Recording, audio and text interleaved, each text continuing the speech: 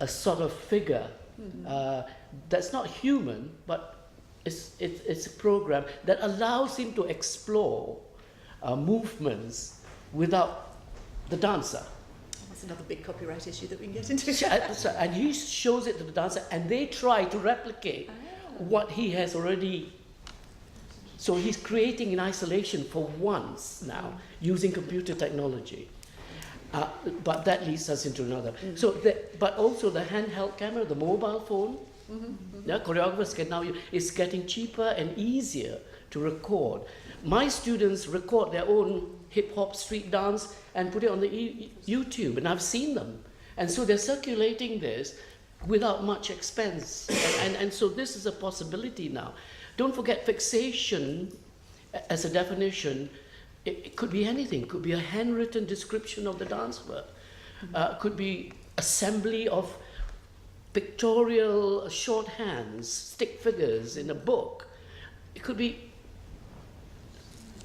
the threshold for best copy is not been determined. So again, fixation is an ambiguous term as far as copyright of dance is concerned. And in a way that's good, because there are various methods. And even now, the restaging process employed by the stages of Balanchine and Jerome Robbins and Martha Graham is all from mouth to mouth, mind to mind, feet to feet. No script. It's still the oral tradition today. Right, we'll open it up for a few minutes before we go on. Thank you very much for that. Anyone else like to pitch in? I want to ask about Helen, of course. Thank you, it's really interesting. In relation to reconstruction, and not to reconstruct, to notation, because you said, I mean, I'm lab and notation, obviously, and although I failed miserably at it, I have to say. But Doris Humphrey was very precise about storing all her works. Graham never, only one tiny piece of a solo from Appalachian Spring is in lab and notation, which was actually copyrighted and stuff. So also, but the issue about notation is, how does it capture that third dimension, which is so different, and how does Benish, for example, capture the qualitative aspects that maybe a kind of lab and effort notation, the qualitative movement analysis can do much better, but probably wouldn't be standing up on its own as a kind of, a record of a particular dance. As Larry Lavender says, it's a recipe.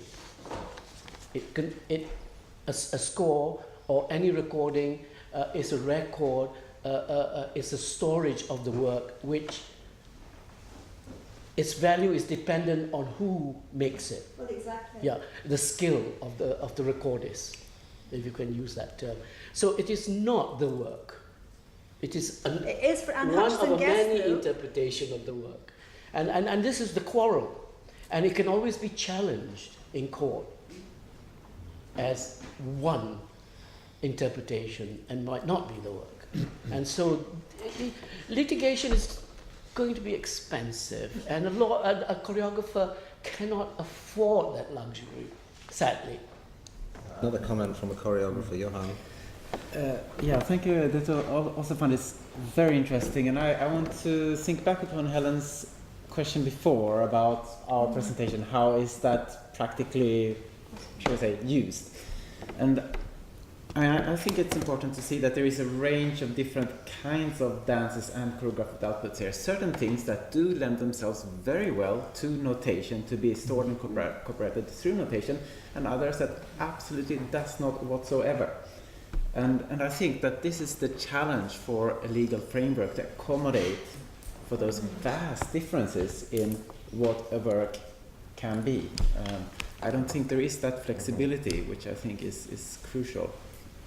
Thanks for that comment. I was going to ask, why are we so comfortable with the musical score being... there's no question.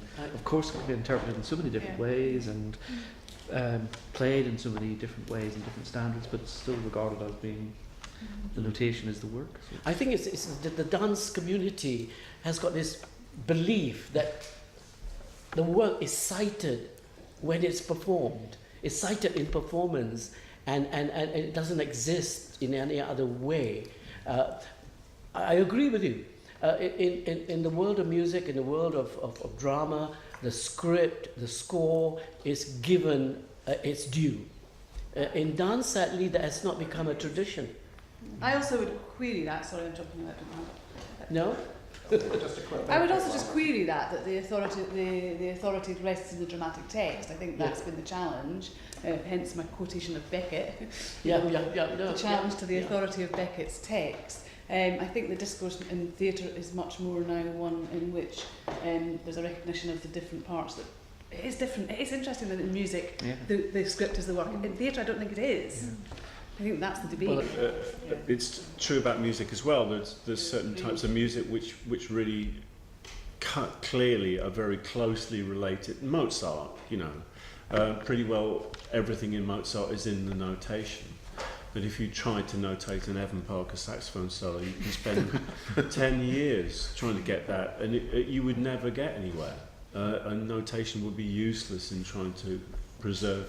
Luckily, there's hours of it on tape, but you know, it would be impossible to notate it. So notation's always limited.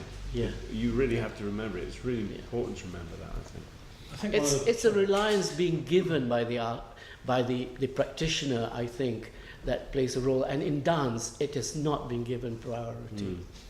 And that's my only observation about that. As a matter of proof, then it's got its value of the work. It gives traces of the work. Because the whole education system of music is all built around Absolutely. learning Not the in dance. score and Yeah. interpreting the score, and Exactly, that's yeah. what skill-based comes Yeah. from.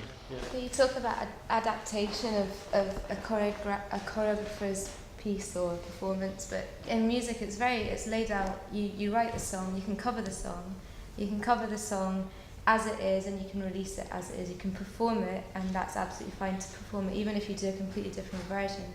Then if you want to change the structure of something that's already copyrighted, you need permission from the writer to change it.